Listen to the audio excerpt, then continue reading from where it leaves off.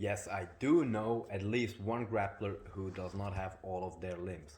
And it's a legend called Matt Batzold. I hope I pronounced that right. And let me tell you about that fierce fighter. I've met him at the FILA World Grappling Championship 2009 in Florida. And he was fighting for the USA, if I recall right. And he's missing a leg, okay? And I was a teenager, okay, so forgive me. I was like, wow, how is that possible? It's crazy. I need to see how somebody can fight on a world champion level with 3 instead of 4 limbs. And it was overwhelming, okay? He was standing on his one leg and he was shooting for a double leg takedown because his one leg was so incredibly strong, okay? And he was placing third, okay? He was getting a bronze medal at a world championship.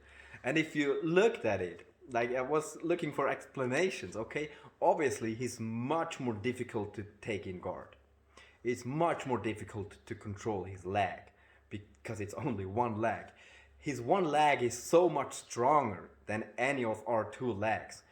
And his upper body strength is over the top. He's like a 65 kilogram guy with the upper body of a 75 kilogram guy, okay? So in his weight category, the other men have no chance with arm strength and upper body strength.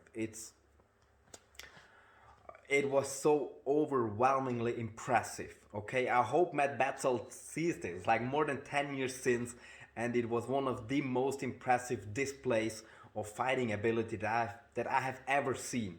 I don't know if some of you have seen Starship Troopers, like an awesome 90s movie, and there's a scene where they have this box, this crazy dangerous box, and he shoots at them, bam, bam, bam, bam, bam, and one of them shoots away all of their limbs, and then he's going like, even if you take away their limbs, there's still 95% fighting ability, and that's obviously what happens. So yeah, absolutely. You can, especially Jiu-Jitsu.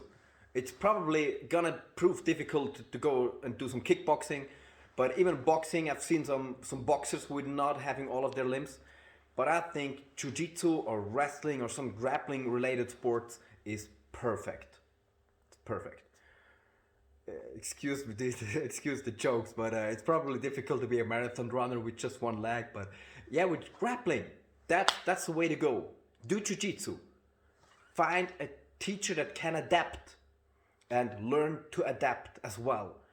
I'm most certain that martial arts, fighting, and especially grappling is the one athletic athletic ability that each and every one of us has. Fighting is a core ability of humans. And of every being, you need to be able to fight to survive. And so the ability to fight is at the core, physically and mentally, of much of our experience. And so a lot of how our body is built is being able to adapt to fighting.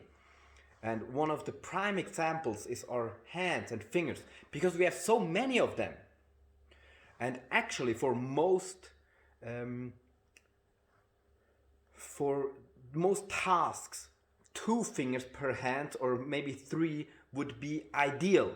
Because if you had only 2 fingers, they would be much more sensible. You would be much better able to steer the fingers, okay? And with 3, you can do almost everything that you could also do with 5. So the reason for that huge redundant of having so many fingers that they confuse us and that they're difficult to move around and to maneuver is redundancy in case you lose one. So in case somebody bites off a finger, or you put a finger where you should not have put it and it falls off or it breaks, you have plenty other fingers to use. And also how our tendons and ligaments are made is that many of our joints still function if you break some of it.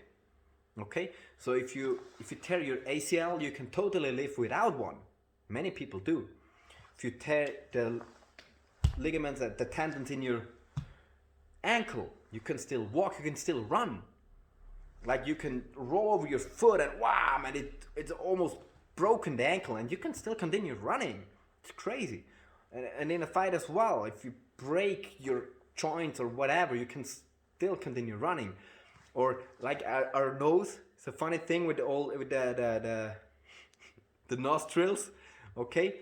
Because we cannot separate left and right with smell like a dog can. So the purpose it serves is if your nose gets broken, you can still use it, okay? And so a lot of our body is made specifically for fighting, and specifically to keep the ability to fight even when your body is not in complete functioning, pristine condition, let's say. Yeah, keep up the good work, you know. Join a gym with a teacher that has some understanding and who sees the great fun in training and finds the great fun in finding how can you use your body to do jiu-jitsu? What are maybe even some advantages you can take out of it? Obviously, there are disadvantages in not having as many limbs as your opponent. But there may be even some advantages, like Matt Batzold uses his crazy strong leg, his crazy upper body strength to his advantage and plays third in a world championship. Absolutely fantastic. I hope you liked that reply, and I hope to hear of you in the future and of your great journey in jiu-jitsu, in grappling. See you next time.